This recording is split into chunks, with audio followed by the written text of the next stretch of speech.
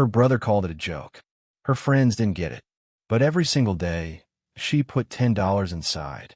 Not for a vacation. Not for a car. She was building a fortress. Brick by brick. Dollar by dollar. They said you can't save your way to rich. They were wrong. This is the power of a simple habit. Watch the full story. The $10 millionaire. The numbers on the screen bled into a pulsating, migraine-inducing gray haze.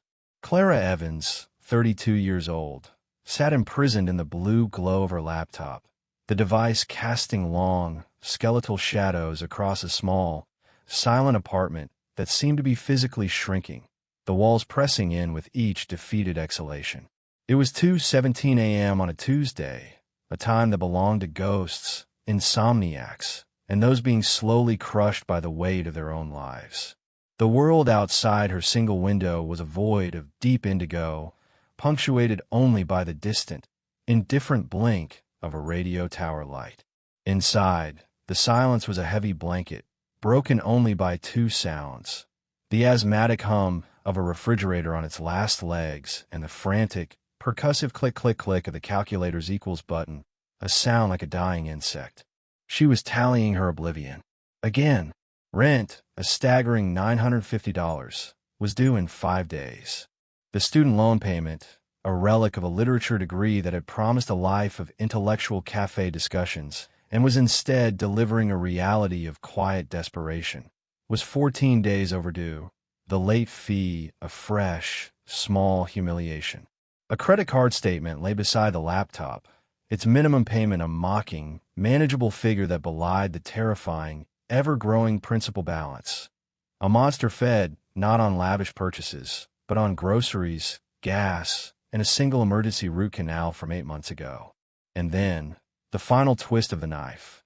A car repair bill for $412, a sum that had single-handedly vaporized the meager $300 cushion she had spent 6 painful months trying to build. That cushion had been her pride, her tiny flag planted on the hill of her financial independence. Now it was gone, and the hill was a landslide. The numbers weren't just numbers. They were a siege army camped at her gate, and she was out of provisions, out of arrows, out of hope. A single, hot tear of pure frustration welled in her eye, overflown, and traced a clean path through the fine dust on her cheek, landing with a soft, definitive splat on the enter key. This was it. This was the bedrock feeling of being utterly, completely, and inescapably trapped. The weight was more than financial. It was metaphysical.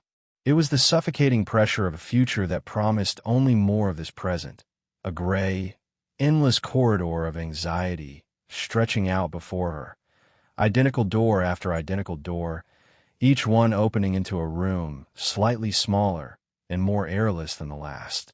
She leaned back in the creaking wooden chair, the joints groaning in sympathy, and closed her eyes. The afterimage of the spreadsheet burned against her eyelids, a digital ghost of her own inadequacy. She could smell the faint, stale odor of yesterday's microwave noodles and the waxy, floral scent of a cheap candle she'd burned to try and make the place feel like a home, not just a waiting room for disappointment. Her body ached with a fatigue that sleep could not cure. This was the fatigue of the race, the profound exhaustion of running as fast as she could, only to find herself sinking, like in a nightmare, in quicksand. She thought about her friends. Sarah, with her effortless double-income no-kids lifestyle, posting pictures from a vineyard. Ben, the tech whiz, already talking about his stock options. They existed in a parallel universe, a world of brunch and vacations and conversations about 401k matches, a language as foreign to her as Sanskrit. Her world was a constant, low-grade calculation. If she bought the name-brand peanut butter instead of the generic, what would she have to forego later in the week? If she accepted a friend's invitation for a drink, would it mean skipping lunch on Friday? This was the arithmetic of survival, and it was exhausting every last reserve of her mental energy. A memory surfaced, unbidden and sharp. Her grandfather, a man with hands like worn leather and eyes that had seen the Dust Bowl, sitting at his own kitchen table, meticulously mending a pair of work trousers. "Clara girl," he'd said, His voice a soft rumble. A man who can't mend his own breeches is a man one step from nakedness.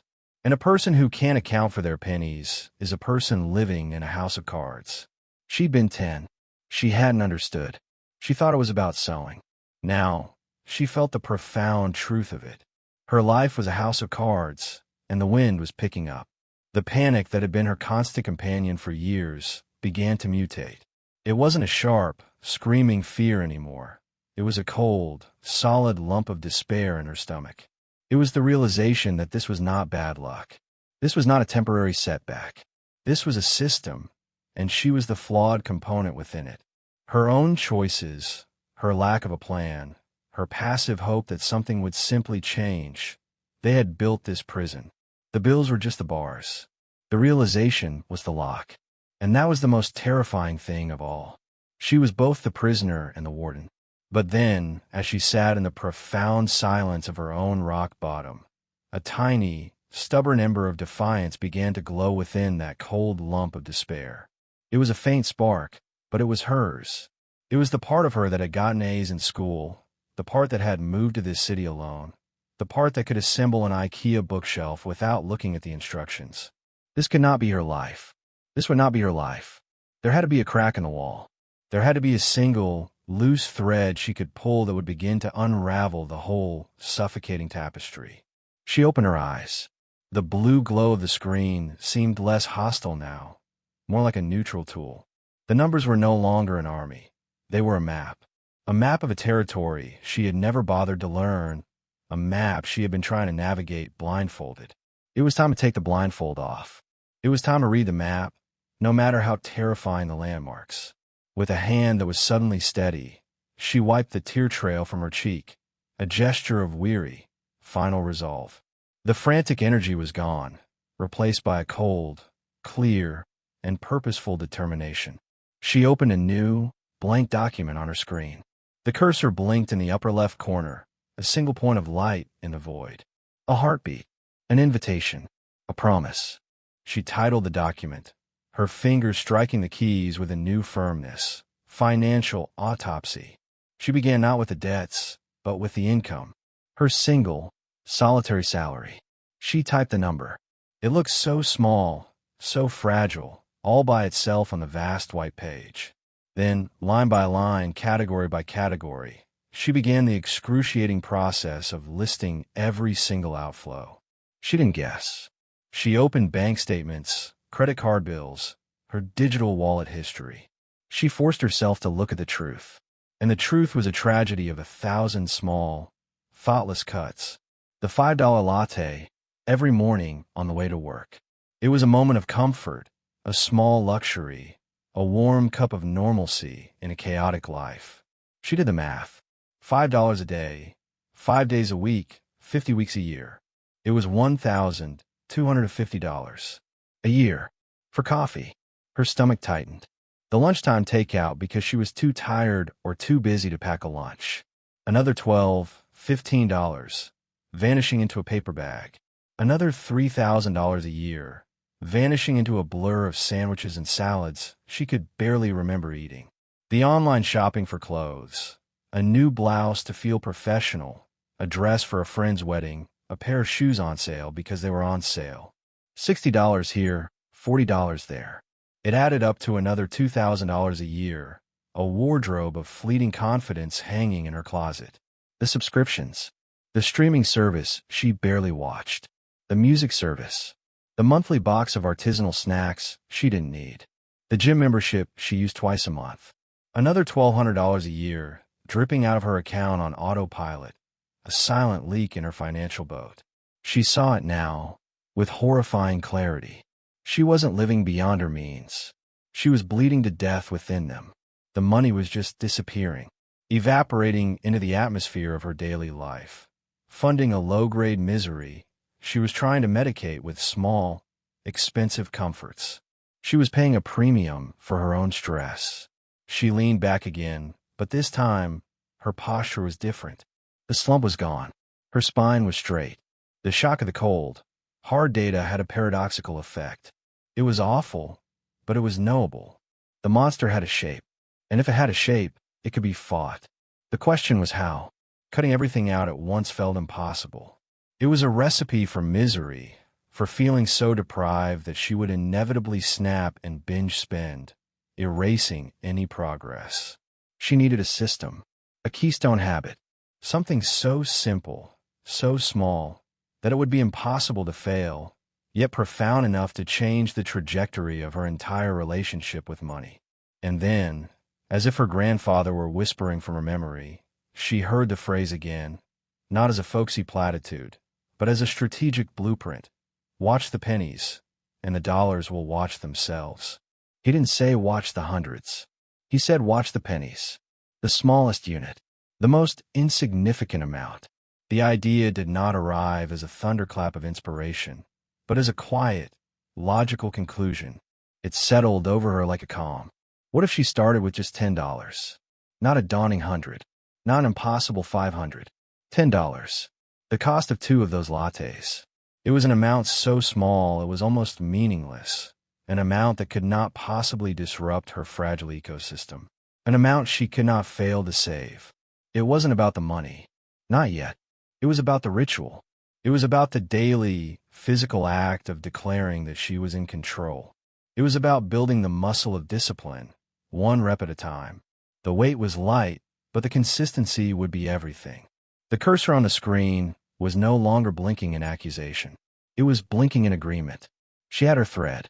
It was thin. It was fragile. But it was hers. And she would pull it. She closed the laptop. The room was dark, but for the first time in a long time, it did not feel like a tomb. It felt like a workshop. Tomorrow, she would go to the bank. She would get the $10. She would find an envelope. And she would begin the long, slow, deliberate process of building her way out. She didn't know it yet, but she had just made the most important decision of her life. She had decided to save herself, and she would start with $10. The morning sun, a pale and tentative gold, streamed through the slats of her blinds, striping the dusty floorboards of her apartment. Clara awoke, not to an alarm, but to the residual hum of the decision she had made in the dark hours. The panic of the night before had receded, leaving behind a strange, hollowed-out calm, like the stillness after a storm has passed.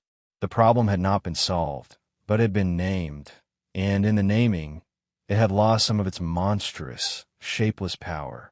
She moved through her morning routine with a new sense of purpose, the usual autopilot replaced by a hyper-awareness of every action. The shower water felt different on her skin.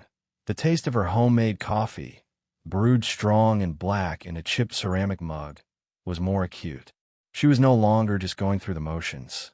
She was a strategist preparing for a campaign. The bank opened at 9. She arrived at 10 past, standing before the imposing granite facade as if it were a temple to a god she didn't understand. The automatic doors hissed open, and she stepped into the chilled, sanitized air, the scent of money and disinfectant filling her nostrils. The line was short. She approached the teller, a young woman with an impeccably smooth blonde bob and a practiced, neutral smile. "I'd like to withdraw $200, please," Clara said, her voice sounding smaller than she intended in the vast, echoing space. In tens, the teller's fingers danced across the keyboard. "Any particular reason for the denomination?" she asked, the question purely procedural. Clara paused. How could she possibly explain? "It's for my freedom. It's to build a fortress. It's to prove I'm not powerless. Just easier for budgeting," she managed, the lie feeling flimsy on her tongue. The teller nodded, counted out 20 crisp $10 bills with an efficiency that was almost artistic, and slid them across the cool marble counter with a small, carbon copy receipt. Clara's hand trembled slightly as she picked them up. The paper felt surprisingly substantial, imbued with a potential she had never assigned to such a small amount before.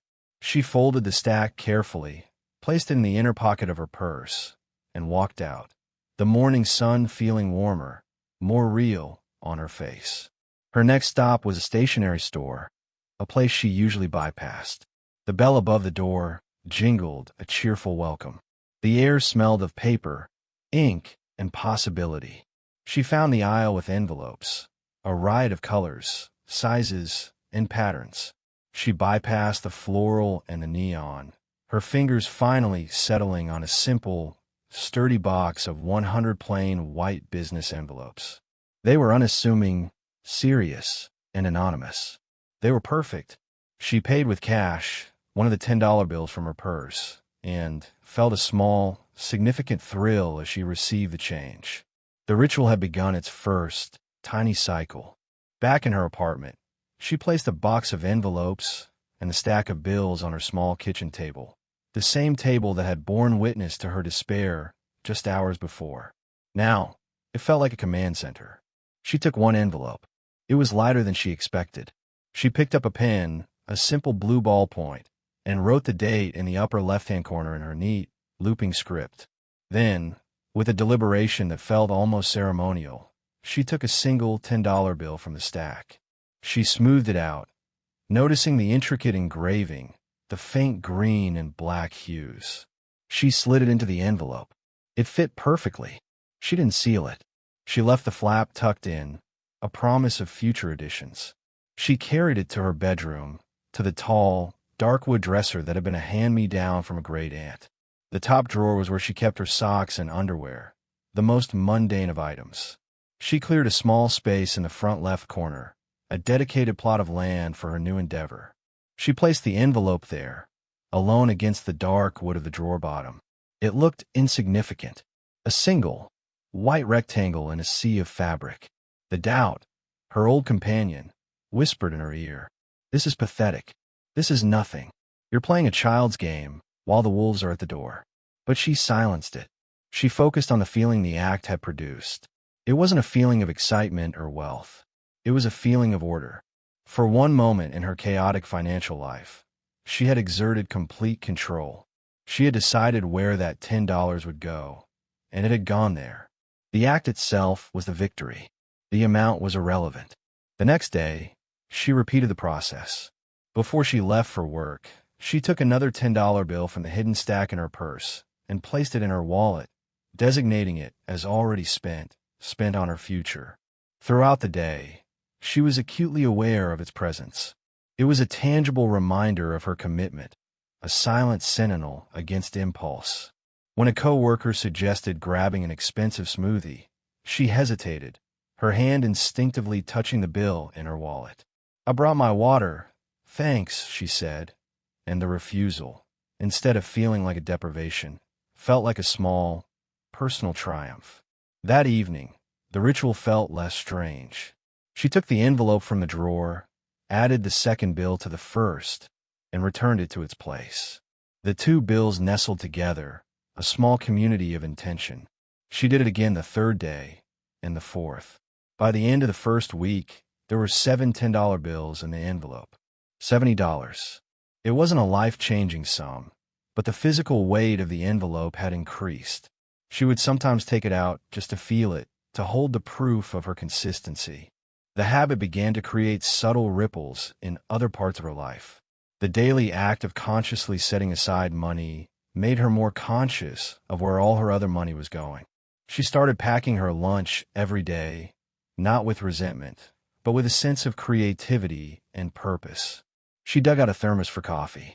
She canceled 2 streaming subscriptions without a second thought. These weren't painful cuts anymore. They were parallel actions to the envelope, other threads she was pulling to tighten the fabric of her finances. She began to see her spending not in terms of individual purchases, but in terms of envelope equivalents. That takeout lunch was an envelope and a half. That new shirt was 3 envelopes. The question shifted from, "Can I afford this?" to a more profound, "Is this momentary pleasure worth more than the peace of mind that this money represents in my future?" The envelope was becoming a unit of measurement for her values, a currency of clarity.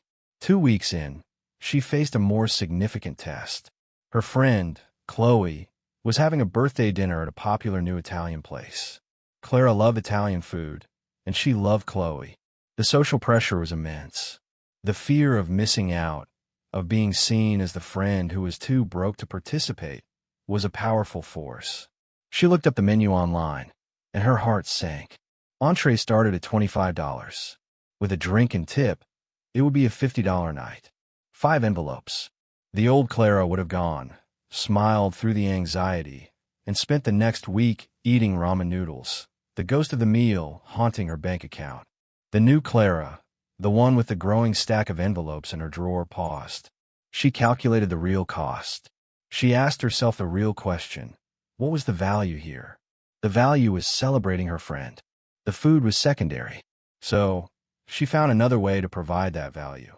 She called Chloe. "Hey, I'm so excited for your birthday," she began, her voice steady.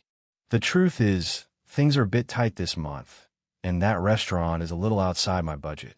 But I would love to take you out for a fantastic coffee and pastry this weekend, my treat, and really catch up properly. Would that be okay?" There was a brief silence on the other end, and Clara braced for judgment. But it didn't come. "Oh, Clara, of course," Chloe said, her voice warm. "That sounds even better, actually. I feel like we never really get to talk in a big group anyway. I'd love that." The relief was immense. She had honored her commitment to herself without sacrificing her friendship. In fact, she had potentially deepened it. That evening, as she placed the 10th $10 bill into the envelope, the act was imbued with a new layer of meaning. It wasn't just about saving money. It was about building a life where her choices aligned with her goals. It was about the empowerment that came from setting a boundary and discovering that the world did not, in fact, end. The envelope was no longer just a repository for cash. It was a ledger of her growing self-respect. The ritual, she was starting to understand, was not training her to be cheap. It was training her to be free. The third week of the envelope ritual marked a subtle but significant shift in Clara's journey, a transition from the bright-eyed fervor of a convert to the gritty determination of a long-distance runner. The initial novelty, that intoxicating blend of hope and defiance that had fueled her first deposits, had evaporated like morning mist, leaving behind the stark, unadorned landscape of daily discipline. This was no longer a fascinating experiment in self-betterment. It was work. Hard, monotonous, and often thankless work. The flush of pride she had felt with each new bill added to the envelope's growing girth had faded into a more mundane sense of obligation, a checkbox on a mental to-do list that was becoming increasingly crowded with other, equally demanding acts of self-denial. The world, it seemed, had taken note of her newfound resolve and had decided to mount a full-scale assault on her willpower. It was a conspiracy of temptation, waged across every front of her modern life. The digital world became a minefield. Her social media feeds, once a harmless scroll through the lives of acquaintances, now seemed algorithmically tuned to her weaknesses. Targeted ads showcased elegant, minimalist watches, their faces gleaming with the promise of a put-together life. A newsletter from her favorite author announced a limited edition, signed copy of a new release. A travel influencer she followed posted breathtaking photos from a Greek island, the cerulean water and whitewashed buildings a siren song of escape that her budget firmly forbade.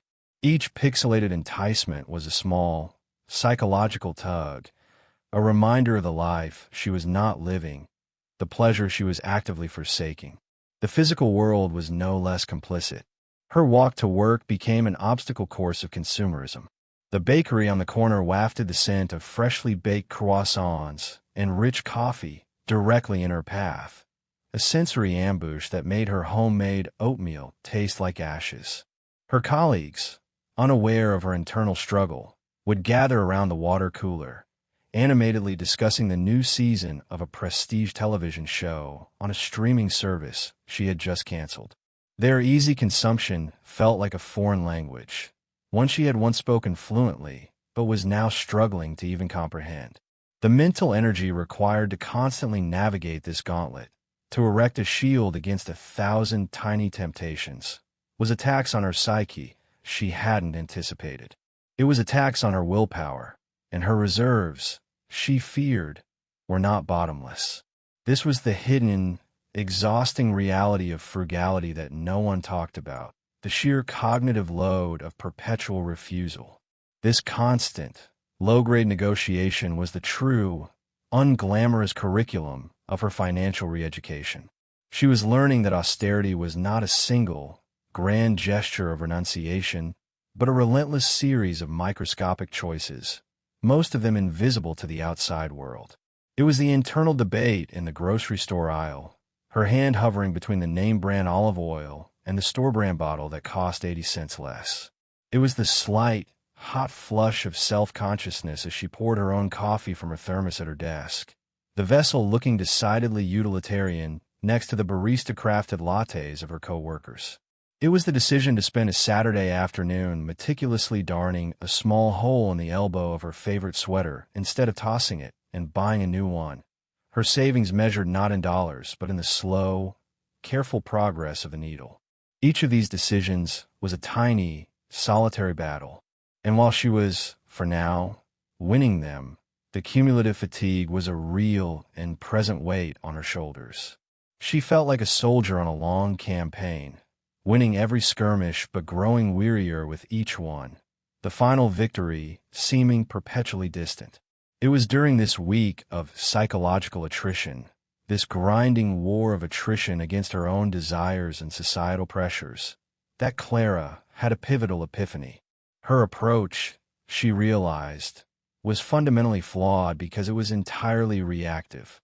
She was like a medieval king, constantly rushing from one part of her kingdom to another to put out fires, fending off invaders with a sword and shield.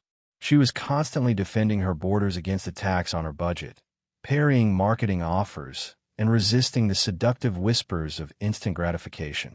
What she needed was not a better sword, but a better fortress. She needed to move from a reactive stance to a proactive one. She needed to design an architecture for her austerity, a system so robust and intelligent that it would make the right choices the easy ones, the default ones. The envelope was the central keep, the heart of her defense, but the entire structure, the walls, the moat, the gatehouses, needed to be designed and built. Inspired, she dedicated the following Sunday to this project of financial engineering. This was not a task for her kitchen table. It required a command center. She cleared her small desk, the one that usually accumulated mail and clutter. She gathered her tools, her bank statement from the last 6 months, every bill she could find, her calculator, and a new notebook. This one had a deep blue, cloth-bound cover that felt substantial and serious in her hands, a world away from the flimsy, spiral notebook of her initial financial autopsy. On the first page, in her most deliberate script, she wrote, "Strategic Financial Plan." The formality of the title was intentional. It bestowed upon her efforts a gravity they had previously lacked. She began with a zero-based budget for the upcoming month. This was not a vague intention. It was a precise dollar-by-dollar deployment of resources. Every single dollar of her anticipated paycheck was assigned a role and a destination before it even materialized in her account. Rent, utilities, the minimum payments on her student loan and credit card, these were the non-negotiable garrisons. Then came the variable but essential supplies, a meticulously calculated grocery allotment, a tiny fund for public transportation, and a miscellaneous buffer for truly unforeseen expenses. And finally, the most important line item of all, her daily envelope allocation, now formally budgeted at $300 for the month. Seeing it there, integrated into the grand strategy, transformed it from a quirky personal ritual into a critical, non-negotiable component of her operational plan. With the budget mapped, she moved to the next phase, fortifying her environment. She conducted a ruthless audit of her life, searching for the hidden drains, the secret tunnels through which her money and resolve were seeping away. She became a detective in her own home, and the clues were everywhere. The cable television package, with its 200 channels of nothing, was an obvious leak. She canceled it with a phone call that felt like an exorcism. In its place, she kept a single, basic streaming service and made a list of authors to explore the public library. The underused gym membership, a source of monthly guilt, was put on hold. She bookmarked free online yoga and high-intensity interval training, hit channels, and laid out her running shoes by the door. She went through her email subscriptions with a merciless eye, unsubscribing from every retailer, travel deal site, and lifestyle brand. It was like weeding a garden, pulling out the invasive species that choked her financial focus. She even mustered the courage to call her internet provider, spending 20 minutes in a polite but firm negotiation with a retention specialist to secure a lower promotional rate. Hanging up the phone, she felt a surge of triumph. She had just given herself a de facto raise through sheer assertiveness. But the most powerful and psychologically insightful tool she developed was a formal system for dealing with the relentless onslaught of non-essential wants. She called her 48-hour cooling-off period. She dedicated several pages in the blue notebook to this. The rule was simple but absolute. When a desire for an unplanned purchase arose, a new novel, a kitchen gadget promising culinary miracles, a throw pillow that would perfectly tie the room together, she was forbidden from buying it immediately. Instead, she would turn to the designated page and write it down, the item, the date, and the price. Then, she would close the notebook and walk away. She forced herself to wait for a full 48 hours. The results of this simple intervention were nothing short of revolutionary. The vast majority of items, after stewing for 2 days in the cold light of rationality, lost their magical allure. The urgent need dissipated, revealing the desire for what often was a fleeting impulse, a response to boredom, stress, or clever advertising. The fancy kitchen gadget, she realized she had survived this long without it. The throw pillow, her old ones were perfectly functional. The desire for these things faded, leaving behind only the entry in the notebook, a fossil of a forgotten craving. The few items that still held their luster, that still seemed genuinely valuable and aligned with her long-term happiness after the waiting period, she would then formally budget for, planning their purchase for the following month. This system inserted a crucial pause between the lightning strike of "I want" and the action of "I buy," a space where her calm, strategic, long-term thinking self could calmly assess the situation and overrule her impulsive, immediate gratification-seeking self. This new, meticulously engineered system began to fundamentally alter her relationship with the envelope ritual. It was no longer an isolated, almost superstitious act of discipline performed in a sea of financial chaos. It was now the most visible, symbolic part of a fully integrated, holistic life strategy. The daily $10 wasn't just being saved. It was being zealously guarded and supported by an entire fortress of other intelligent, automated decisions. The long walk to the library wasn't just about saving bus fare. It was a healthy, meditative activity that directly supported her canceled gym membership. The homemade lunch wasn't just cheaper than takeout. It was an act of culinary creativity and a commitment to her health.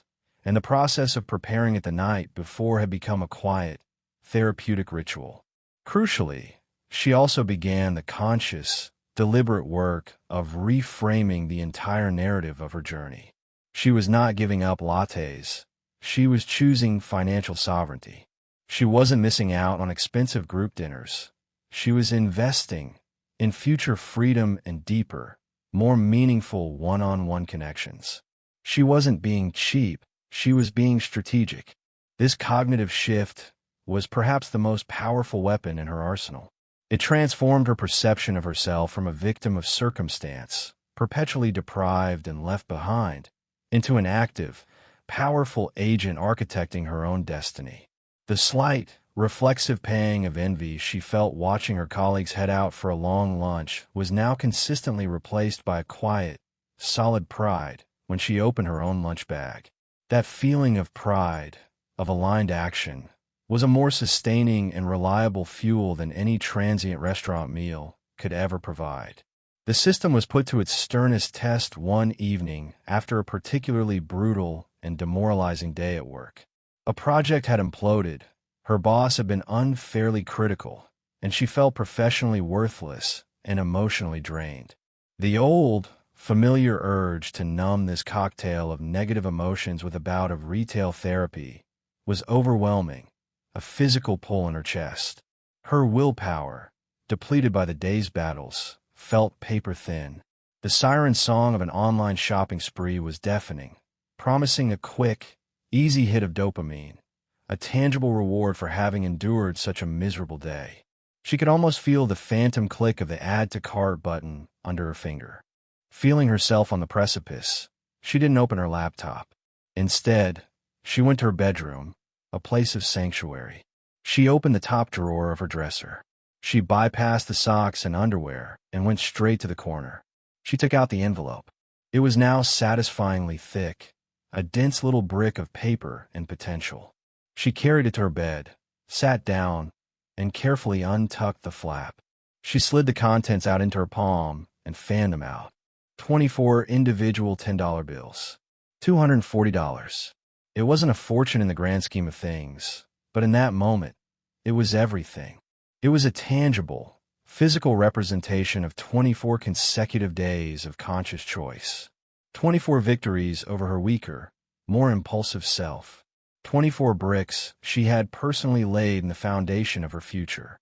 Holding that collective weight in her hand, feeling the slight texture of the bills, the evidence of her cumulative resolve was more powerful than any fleeting high from a new purchase.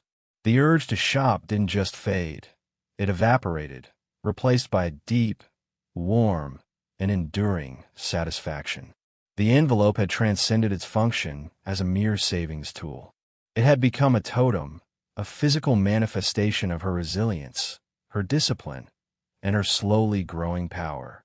She carefully reassembled the stack, slid it back into its home, and returned it to the drawer.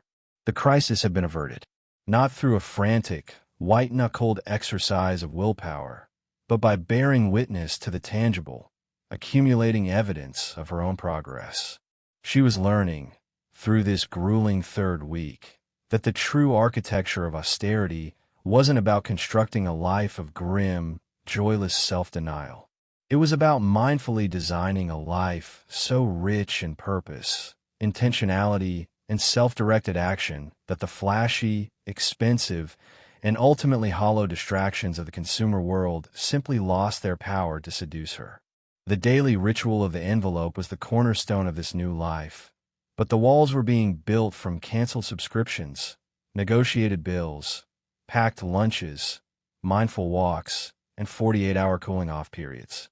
And with each new brick laid, each new system implemented, the fortress of her future felt less like a distant, fantastical dream and more like an inevitable, slowly materializing reality, being constructed with painstaking care, one conscious, deliberate, and empowered choice at a time. The doorbell's chime was an alien sound in Clara's quiet Saturday morning sanctuary, a sharp, electronic intrusion into the soft-focused world she had carefully constructed. She was deep in her weekly financial review, a ritual that had become as sacred as the daily envelope. Her blue notebook lay open on the coffee table, its pages filled with the satisfying geometry of her budget, a map of order drawn against the chaos of her past. A cup of tea steamed gently beside it, its earthy scent mingling with the smell of old paper and clean, morning air. Peering through the peephole, her stomach did a small, familiar flip of dread. It was her brother, Mark, his face already set in its usual expression of slightly bored amusement, as if the world were a mildly entertaining film he had already seen. He held a thick, grease-spotted paper bag from a trendy, artisanal bagel shop she knew charged $7 for a plain, everything bagel. "Let me guess," he said, stepping past her without waiting for an invitation, his eyes doing a quick, appraising scan of her unchanged apartment. Lingering on the slightly frayed rug, the bookshelf made of cinder blocks and planks, the single, thriving spider plant that was her proudest domestic achievement. Deep in the thrilling world of coupon clipping. He dropped the bag on her coffee table with a thud, narrowly missing her precious notebook.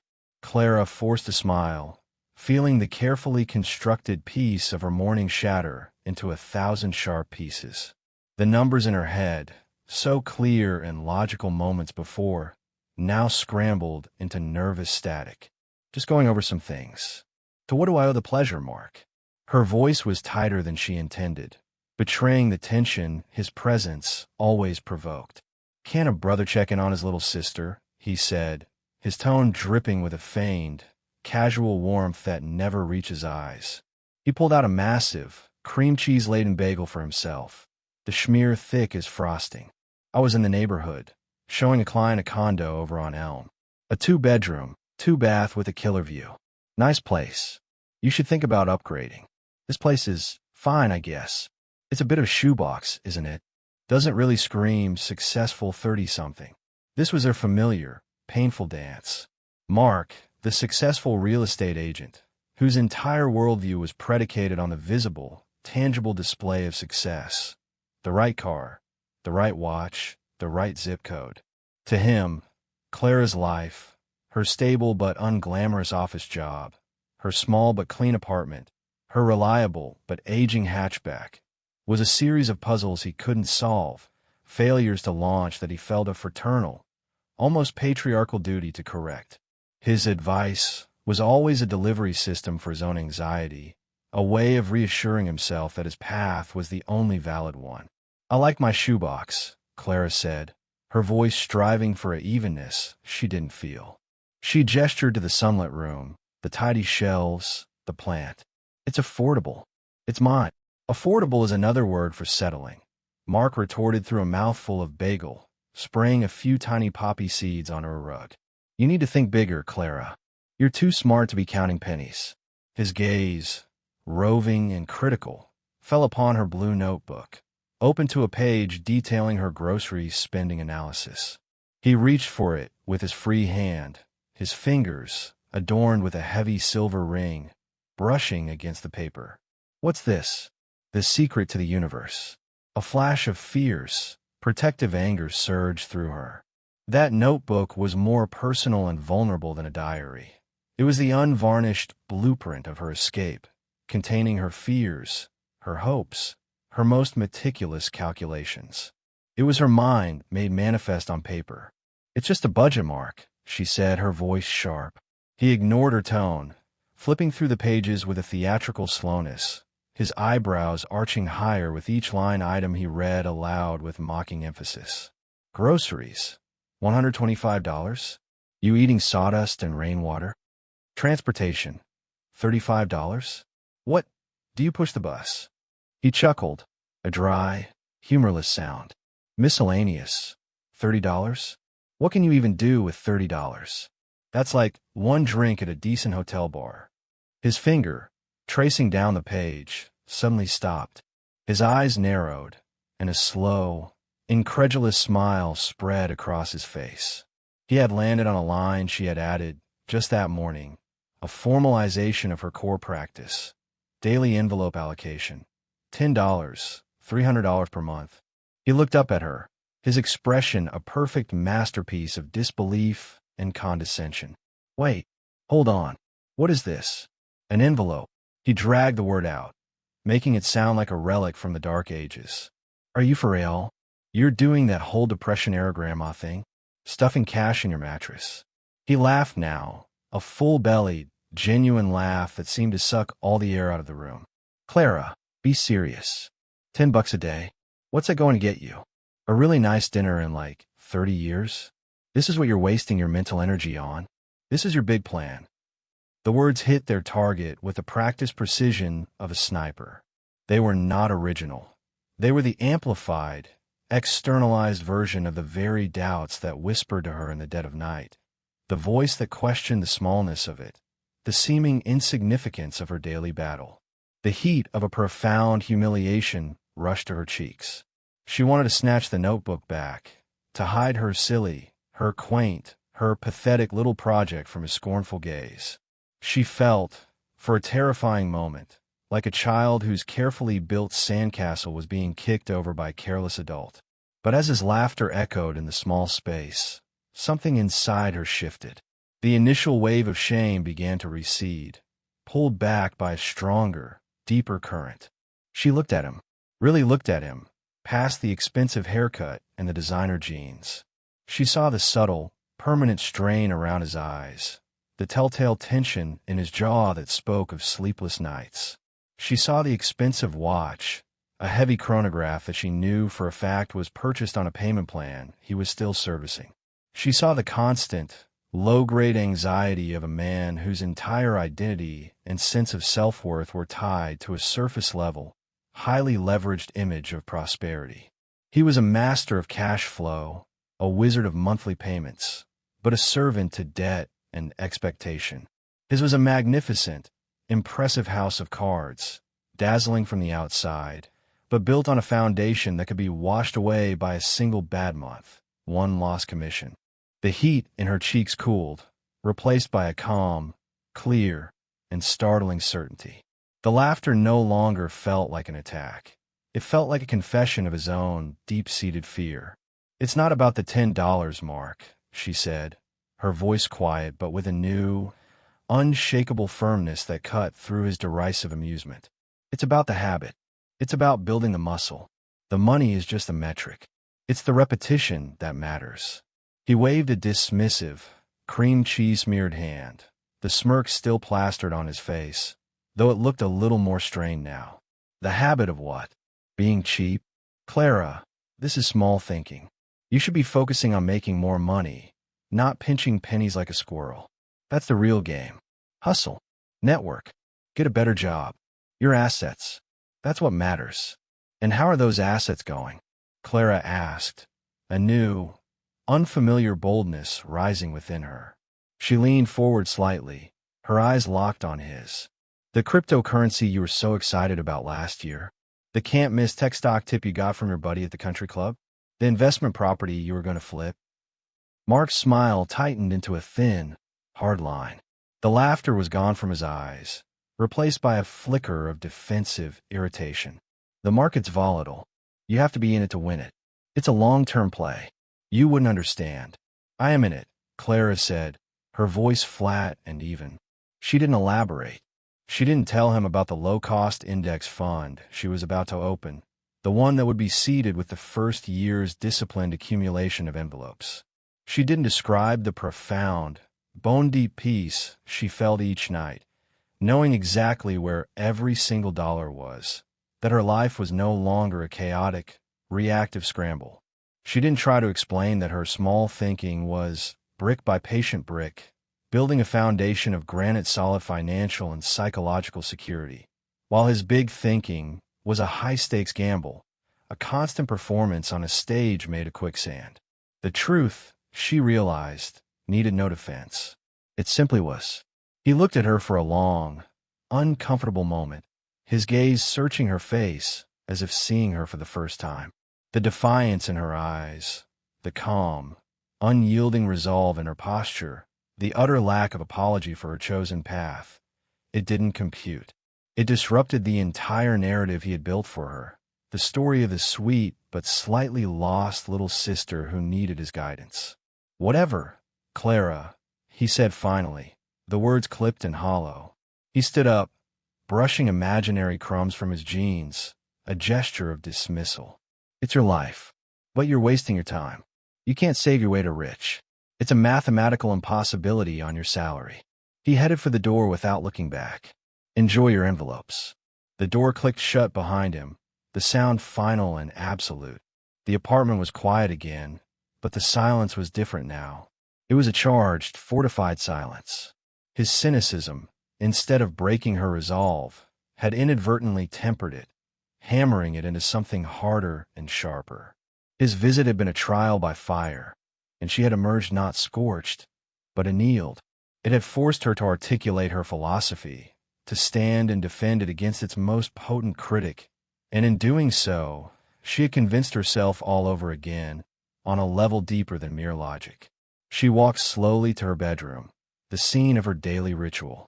She opened the top drawer of the dark wood dresser, the familiar scent of cedar and clean laundry greeting her.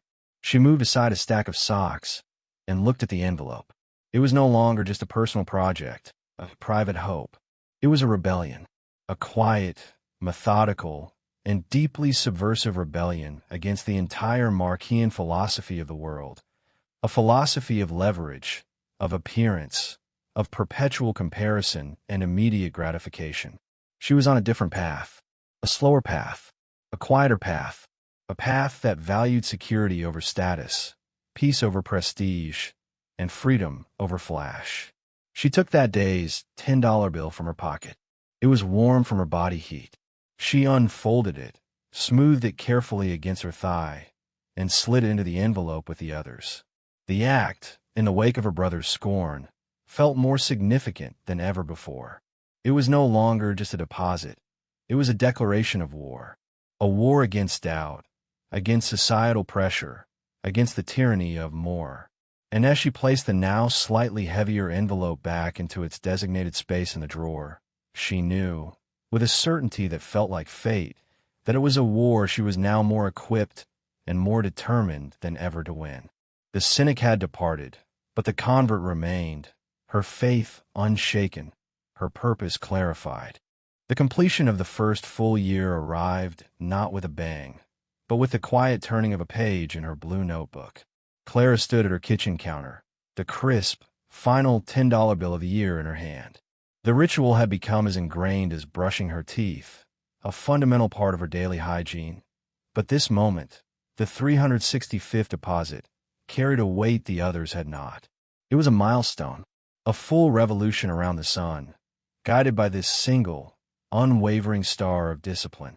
She opened the dresser drawer, a movement now so practiced it was muscle memory, and retrieved the envelope.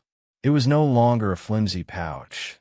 It was a dense, rectangular block, the paper softened and worn at the edges from a year of handling, the once sharp creases now rounded. It felt substantial in her palm, a little brick of proof. She carefully poured the contents onto her kitchen table. A cascade of green, 365 individual $10 bills. She didn't need to count them. Her meticulous records in the blue notebook told her the exact total, $3,650.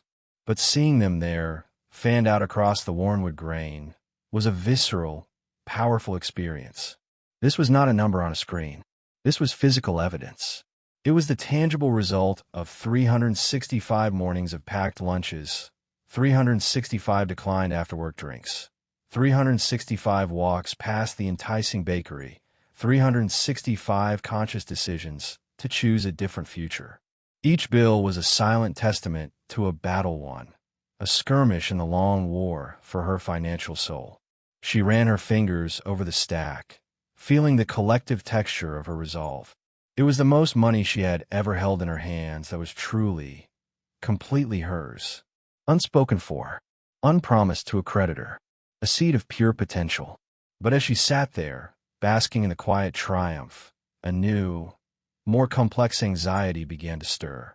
The seed was safe in its paper envelope, but it was dormant. It would not grow there. Leaving it in her dresser drawer was like storing a precious acorn in a vault.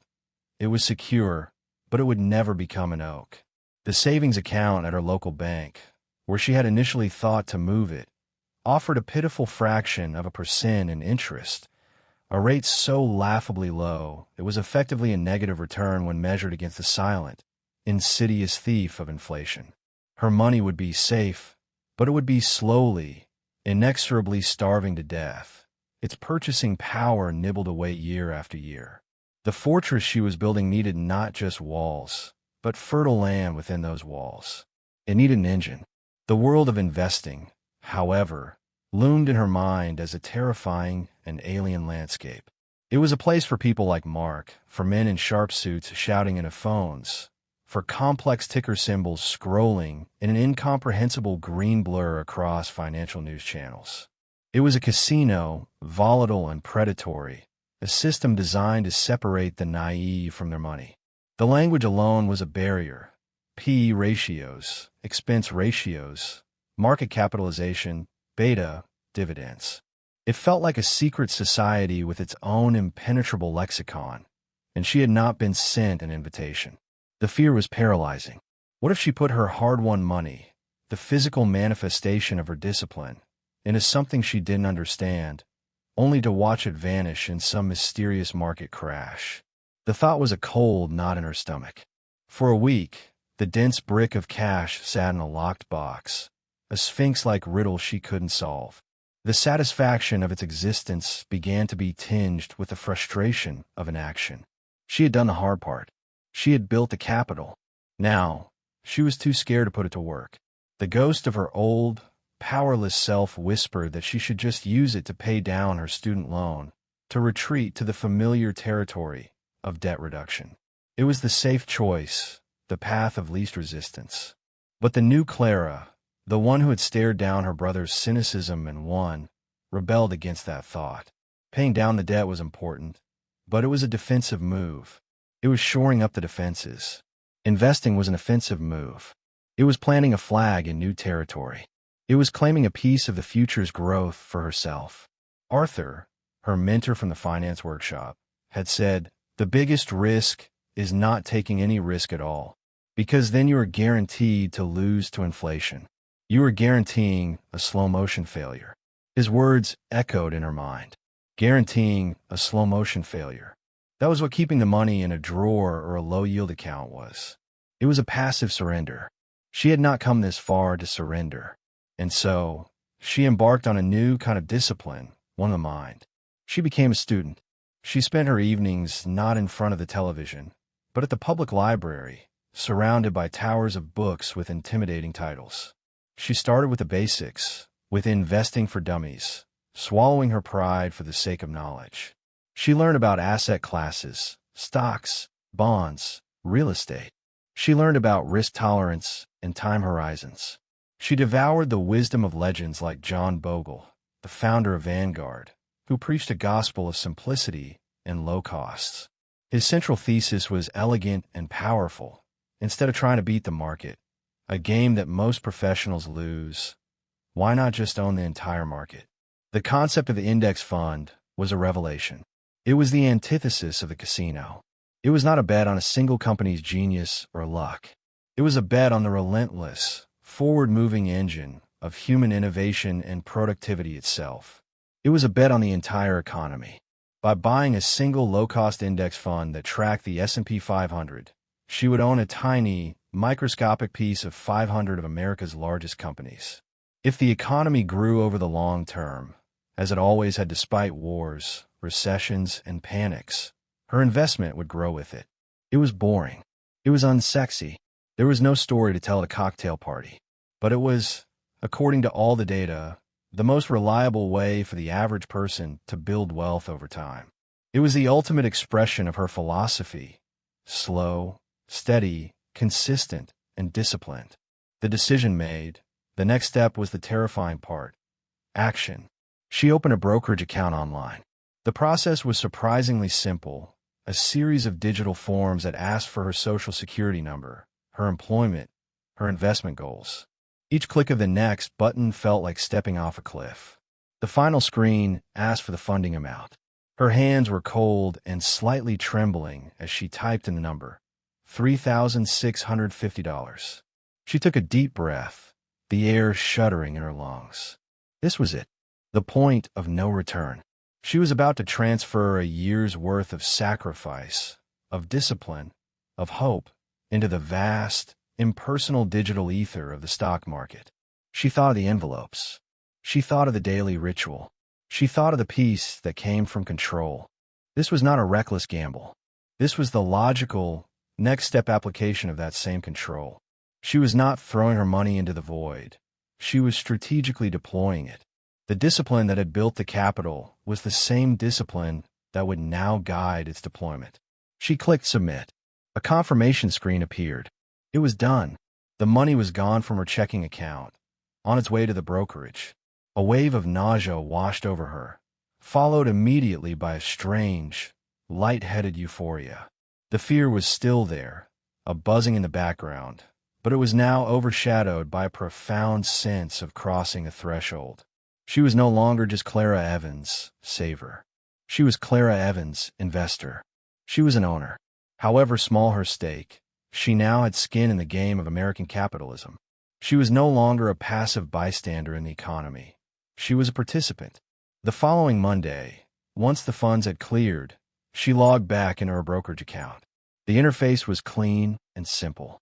She found the search bar and typed in the ticker symbol for the low-cost S&P 500 index fund, she had researched. The page loaded, showing a graph of its historical performance, a long, jagged, but ultimately upward-sloping line. She went to the trade screen. Under Action, she selected Buy. Under Quantity, she typed in a number of shares her $3,650 would buy. Her finger hovered over the Review Order button. This was the final, tangible step. Once she did this, those abstract dollars would be converted into concrete, fractional ownership. She clicked it. She reviewed the order. Everything was correct. She took one last, deep breath and clicked Submit Order. A final confirmation appeared. Order executed. It was over. She sat back in her chair, the adrenaline draining from her body, leaving her feeling utterly spent, but also cleansed. She had faced the dragon of her own fear and had not run away. She had armed herself with knowledge and had taken a deliberate, calculated action. The envelope ritual had funded this entry, and the acquired discipline had given her the nerve to see it through. She closed the laptop. The room was silent. The brick of cash was gone from her drawer, replaced by a digital entry in a brokerage account. But she felt richer, not poorer. She had not lost her money. She had placed it. She had given it a job to do. The daily ritual would continue. The envelopes would still be filled, but now, at the end of each month, she would perform a new ritual. The electronic transfer of that month's $300 into her investment account, to be converted into more shares of the fund. The pipeline was built. The engine was primed. The slow, patient, miraculous work of compound interest could now begin. The architecture of Clara's new financial life, so carefully engineered and proudly constructed over the preceding year, was about to face its first true structural stress test, a trial by fire that would examine not just the soundness of her budget, but the very fortitude of her spirit. The economic winds, which for so long had been a gentle, predictable breeze at her back, shifted without warning into a capricious and biting gale. It began subtly, almost imperceptibly at first. A company-wide memo from a CEO, couched in the bland, optimistic corporatese that always signaled trouble, announcing a strategic hiring pause. The phrase was a delicate euphemism, but in the ecosystem of the modern office, it was understood universally as a quiet, collective holding of breath, the calm before an inevitable storm. The air in the open-plan office grew thick with a low-grade, humming anxiety, a vibration of unease that traveled through the fabric-covered cubicle walls, lingered in the sterile, coffee-scented air of the break room, and settled like a fine dust on every surface.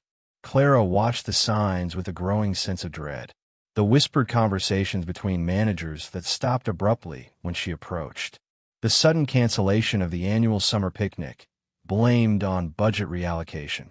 Then came the more overt tremors, the voluntary separation packages, dangled like poisoned fruit before the most experienced and, therefore, most expensive employees.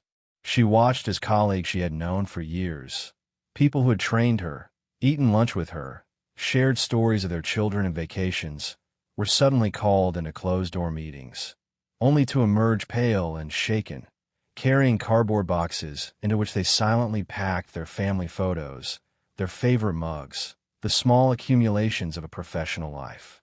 Each departure was a seismic shock, a crack propagating through the foundation of her own perceived security. The office, once a place of boring routine, became a landscape of quiet terror, where the ring of a phone or the approach of a department head could trigger a spike of adrenaline.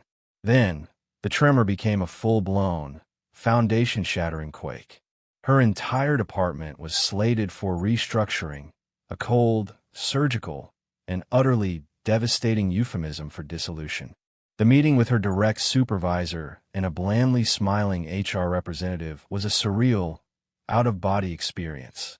The words were a blur of polished, scripted phrases, evolving market dynamics, not a reflection on your individual performance, a generous severance package to aid your transition. The package, when the paperwork was slid across the polished conference table towards her, amounted to a single month's salary. A single month.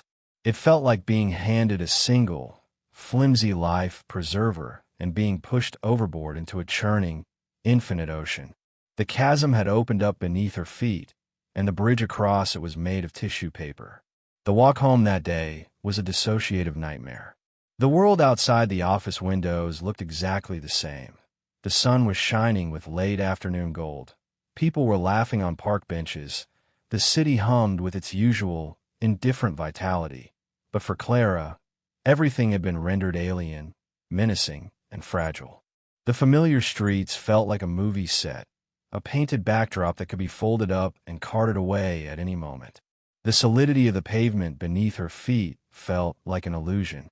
When she finally unlocked her apartment door and stepped inside, the silence was deafening. She didn't collapse. She didn't cry. Her body moved on autopilot, driven by a deeper programming. She went straight to the kitchen table, the site of so many of her financial victories, and opened her blue notebook. Her hands, to her own surprise, were perfectly steady. This was no longer an abstract exercise in optimization. It was a survival manual, and she was its first and only student. She turned to a fresh page and wrote at the top, in all caps, with a force that nearly tore the paper, "Crisis mode." The numbers, which for months had been a source of proud order and control, now stared back at her, looking anemic, pathetic, and terrifyingly insufficient. The severance pay was a shallow puddle that would evaporate in weeks under the relentless, scorching sun of her fixed, non-negotiable expenses. Rent, utilities, the minimum payments on her student loan and credit card. These obligations were pitiless, mechanistic entities that did not care about corporate restructuring, market dynamics, or the fragile state of a human heart. They were immutable, relentless, and unforgiving. Her gaze then fell on the entry for her investment account, that proud symbol of her future hopes and her entry into the world of ownership. It had grown a little, a faint green shoot in the garden of her finances. But now, it represented a terrifying moral and strategic dilemma. Selling the shares now would likely mean locking in losses, a violation of the long-term philosophy she had so painstakingly adopted. But more than that, it felt like a profound betrayal, like eating the seed corn during a famine. It was sacrificing the future to momentarily placate the present. With a resolve that felt like grabbing a red-hot iron, she vowed to leave it untouched. It was a sacred trust with her future self, and she would not break it. It was the daily envelope habit, the very cornerstone of her entire financial renaissance, that now faced the most immediate and psychologically painful scrutiny. The daily $10 allocation, a line item that had felt so empowering, so symbolic of her new agency, now seemed like an absurd, almost offensive luxury, a frivolous indulgence akin to rearranging deck chairs on the Titanic. How could she possibly justify the conscious, deliberate act of setting aside money each day when the very roof over her head was in imminent jeopardy? The doubt was a screaming, relentless voice in her head, amplified by the stark, terrifying reality of her dwindling bank balance. The first morning of her new, unasked for unemployment, she stood over the familiar dresser drawer, a fresh $10 bill in her trembling hand, and felt a wave of cognitive dissonance so powerful it made her nauseous. This was madness. This was a ritual for stable times, for people with the psychological bandwidth for long-term thinking. She was now a creature of the immediate present, a person without a paycheck, for whom $10 represented a day's worth of groceries. For 3 agonizing days, she broke the chain. The envelope remained untouched in the drawer. She used the money for milk, for bread, for the cheapest cuts of meat to stretch into soups. But the psychological cost of this rupture was, to her surprise, far higher than the financial one. Each day she failed to perform the ritual, she felt a piece of her hard-won identity, the identity of Clara in control, crumble and fall away. She wasn't just unemployed. She was becoming undisciplined, chaotic, reactive. She was going backwards, sliding down the very slope she had fought so hard to climb. The habit, she realized with a sudden, piercing clarity, was not just about saving money. It was the central, load-bearing pillar of her sense of agency. To abandon it was to surrender to the chaos, to admit that the universe's randomness was more powerful than her will. It was spiritual capitulation. On the fourth day, hollow-eyed and weary, she made a critical decision, one that would redefine the very nature and purpose of her entire system. She realized that the habit of saving, the daily, conscious act of prioritizing her future, was non-negotiable. It was the bedrock. It was what separated her from the despair that lapped at the edges of her consciousness. But the form of that saving could be fluid, adaptable. The system was her servant, a tool for her empowerment, not a rigid master to be slavishly obeyed unto ruin. That morning, she didn't have a physical $10 she could morally allocate. So, she created a new kind of currency, a new denomination of discipline, the conceptual dollar. She took a small, ruled index card from a pack she used for job applications and wrote at the top, "I owe you to my future," a promise of discipline. Then, she wrote, Day 1, $10. Saved by 1. Walking to library for job search instead of taking bus. Estimated savings, $2.50. 2. Skipping afternoon tea from cafe. Drank water from fountain. $3.50. 3. Eating lentil soup from bulk batch instead of buying sandwich. $4. Total, $10. She then took the physical envelope from the drawer. It felt heavy with the weight of her past consistency. Instead of adding a new bill, she carefully, reverently, added the index card. It was a promise, a ledger of mental fortitude, a testament that her resolve was not dependent on the presence of physical currency. The physical act of depositing cash was replaced by a cognitive act of accounting for resilience, but the rhythm, the daily, non-negotiable acknowledgement of her commitment to a future beyond this crisis, remained powerfully, vitally intact. Some days, the savings were easier to find, almost creative. A skipped meal, a declined invitation to a movie, a pair of socks she expertly darned instead of replacing, a repair she managed herself with a YouTube tutorial and a borrowed screwdriver. The sense of accomplishment itself feeling like a form of currency. Other days, it was a brutal, soul-wearying exercise in creative accounting, scraping together $10 worth of foregone necessities from a position of genuine, frightening scarcity. But she did it. Every single day. The chain remained unbroken. The ritual had been stress-tested in the furnace of real-world adversity and had proven to be not brittle, but resilient, adaptable, and deeply intelligent. It was, she understood now, about mindfulness and commitment, not martyrdom. The job search itself became a full-time job of its own, a soul-crushing, demoralizing cycle of tailoring resumes to phantom job descriptions, writing bespoke cover letters that disappeared into a digital void, and enduring interviews that were exercises in psychological dissection, often leading to the crushing silence of rejection, or worse, the slow, passive-aggressive torture of being ghosted. The rejection emails piled up in her inbox, a digital graveyard of her hopes, each one a small, precise erosion of her confidence. She became a connoisseur of their subtle, brutal language.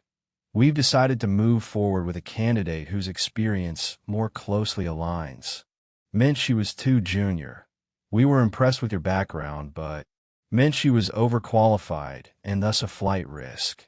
The simple, generic, "We will not be moving forward with your application," was the most common and the most dehumanizing. The week stretched into 1 month, then 2. The severance pay was gone, absorbed without a trace by the relentless suction of her expenses.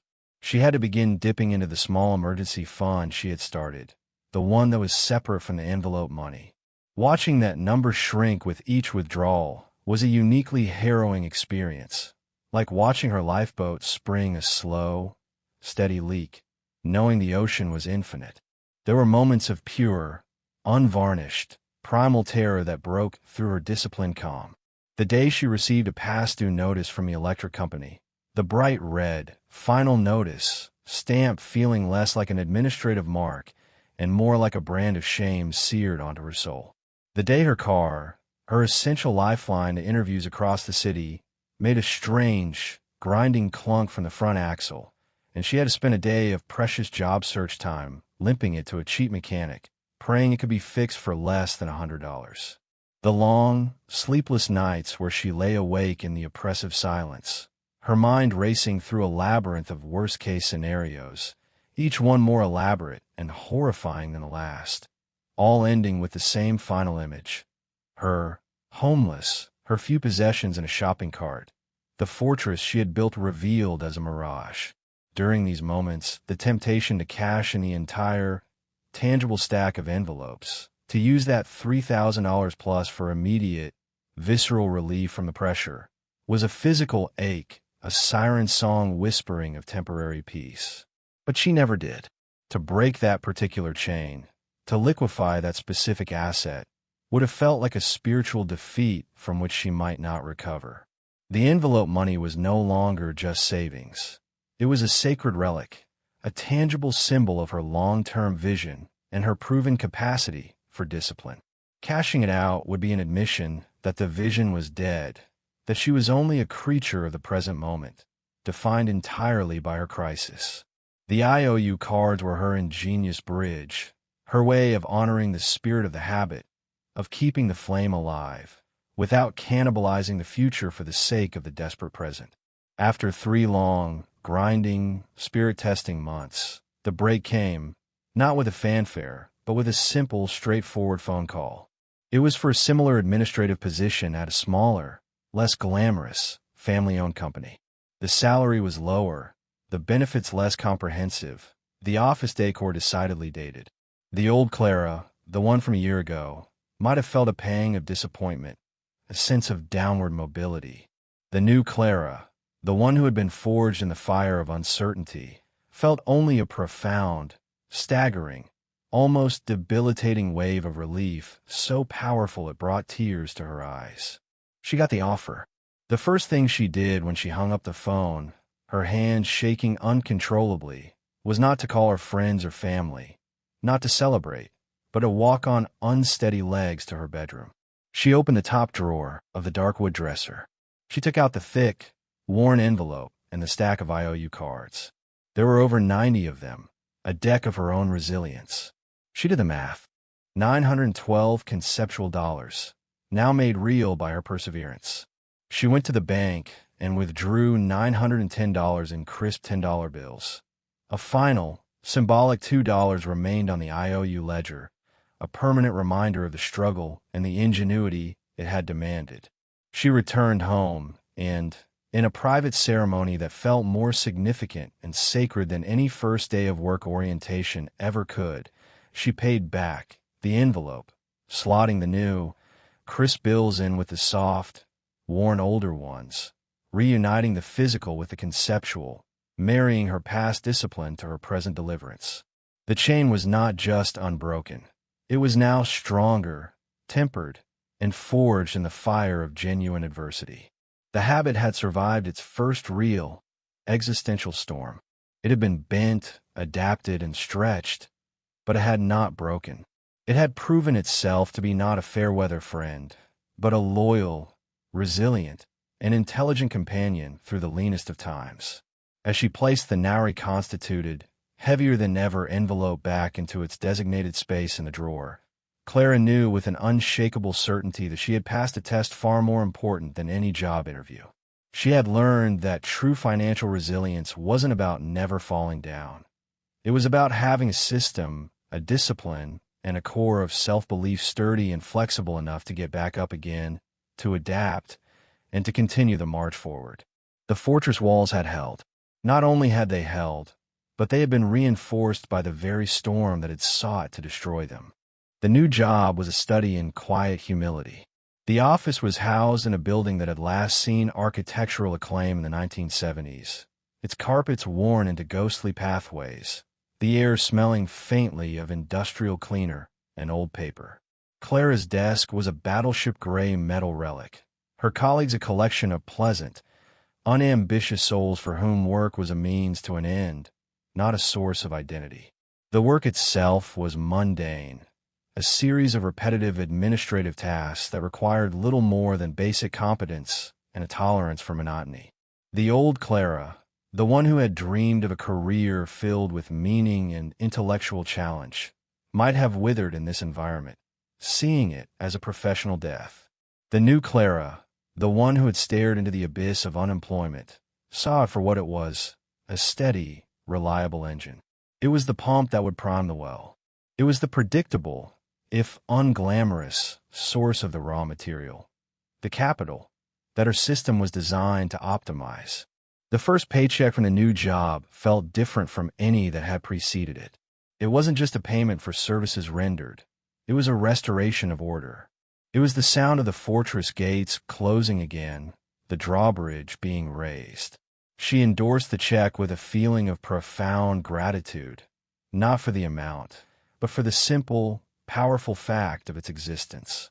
That evening, she returned to her blue notebook with the fervor of a pilgrim returning to a shrine. The crisis mode section was closed, its pages a historical record of a war she had survived. She opened a new section, titled simply, Rebuilding and Growth. The envelope ritual resumed its traditional form. The IOU cards retired to a special envelope at the back of the drawer, a permanent archive of her resilience. The $10 bill was once again a physical object, slid into its home each evening. But the act was imbued with a new, deeper significance. It was no longer just an act of discipline. It was an act of faith.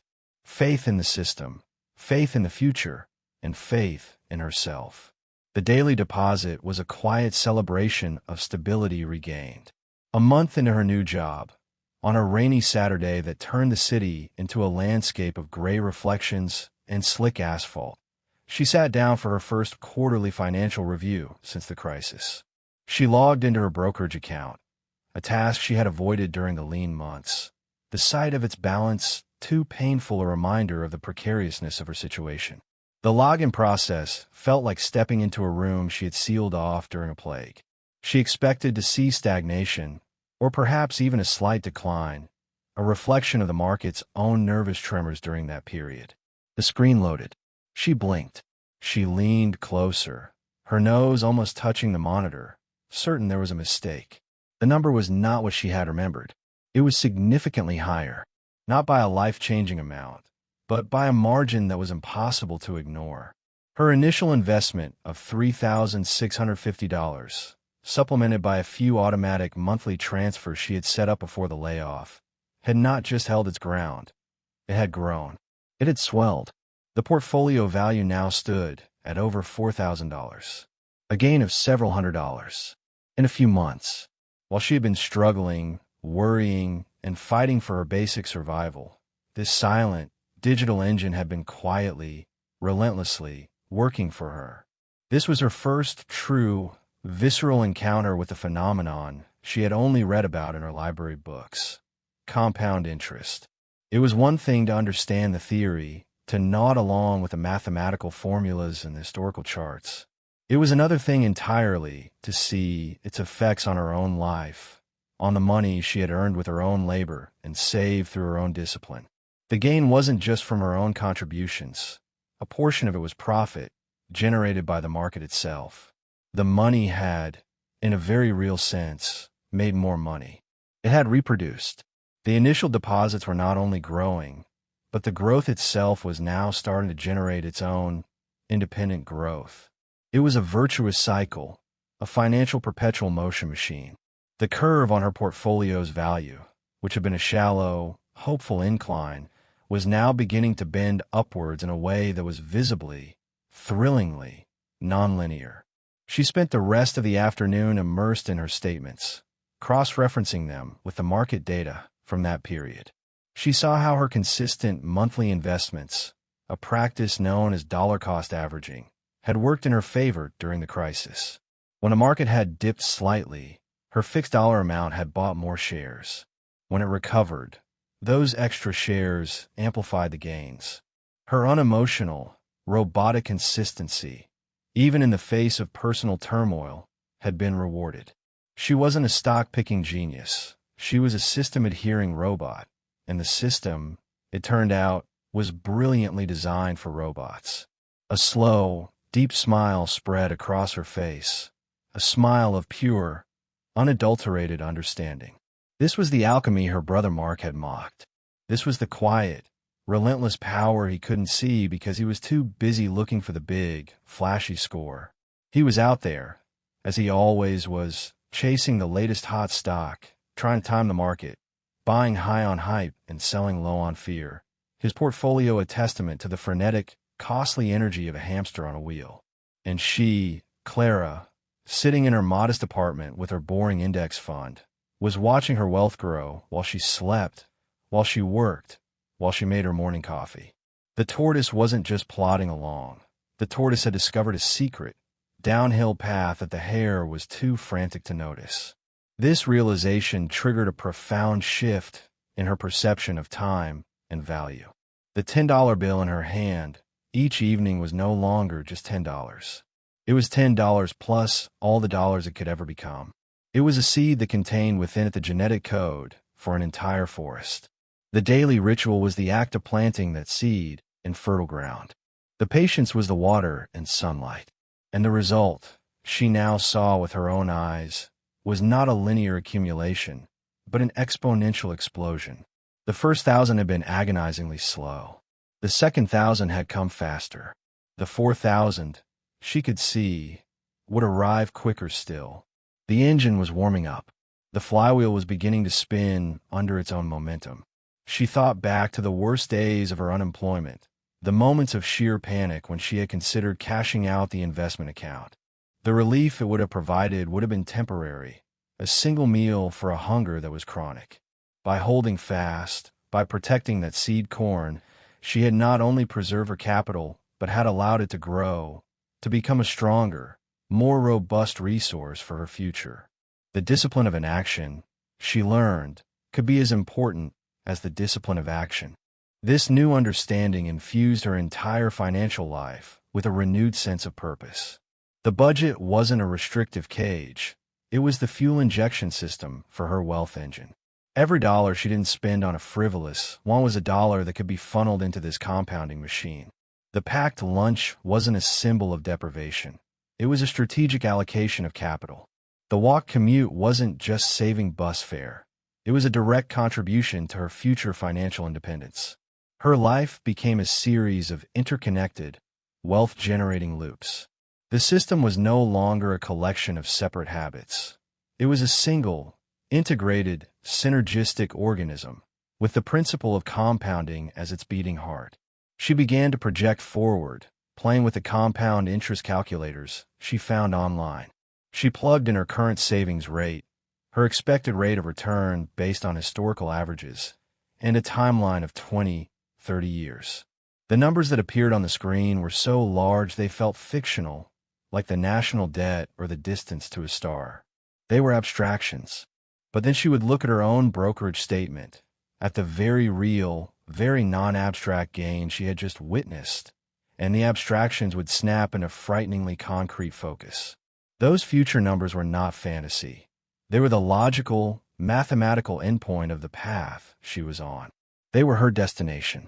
A deep, resonant calm settled over her. The anxieties that had once plagued her, about rent, about car repairs, about an uncertain future, began to lose their power. They were not gone, but they were now contextualized. They were temporary squalls on a voyage across a vast, but ultimately crossable, ocean. She wasn't getting rich quickly. She was getting rich surely. The daily discipline was the slow, steady turning of a massive crank, and compound interest was the gearing system that was multiplying her effort 1,000-fold. She had found the leverage that didn't require debt, the accelerator that didn't involve risk she couldn't understand. She had found the most powerful force in the universe, and she had learned how to make it her devoted, silent partner.